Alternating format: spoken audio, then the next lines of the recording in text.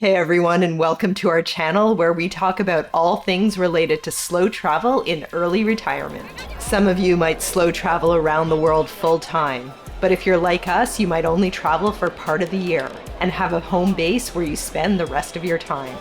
This video is all about how to pick a location for your home base. So here are 5 things to consider when selecting a place for your home base. Here we go. If you want to travel a lot, being near a major airport is helpful. I can't believe we're here.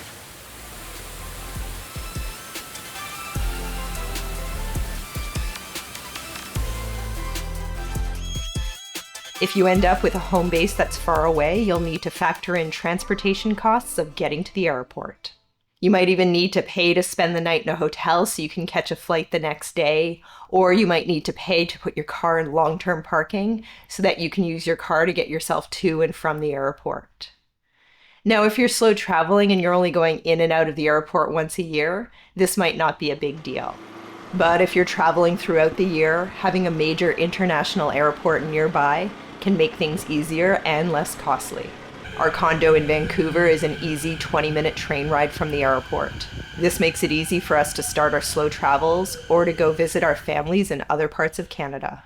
Chris and I are also volunteer emergency management responders, so if we need to get to a place quickly so that we can help people who have been evacuated from forest fires or other disasters, we can get to the airport really fast and then get to where we need to be.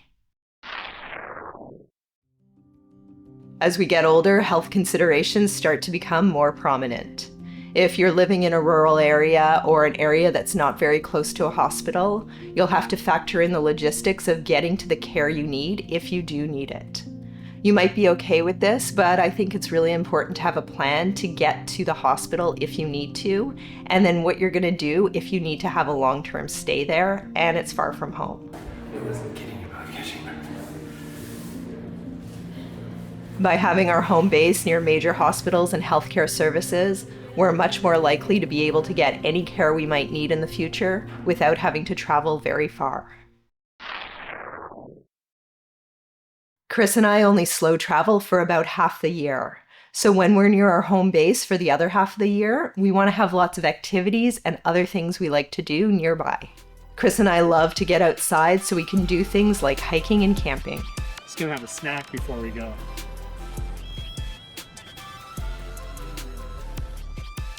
Cardboard. Em made these. She calls them cookies.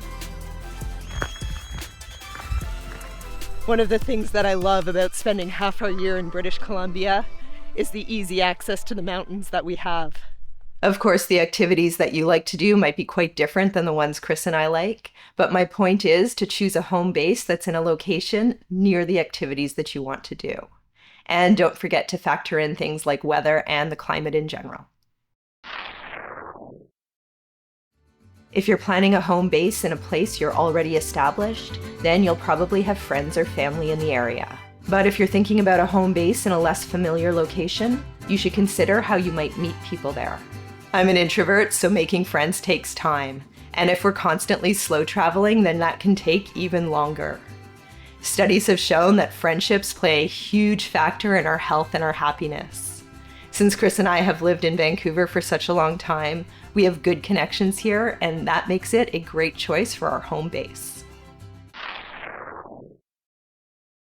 Keeping a home base compared with slow traveling full-time can be an extra expense. But I think that with the right approach, it doesn't necessarily have to have a big impact on your budget. Because we chose a desirable city as our home base, we have the option of renting out our condo when we travel.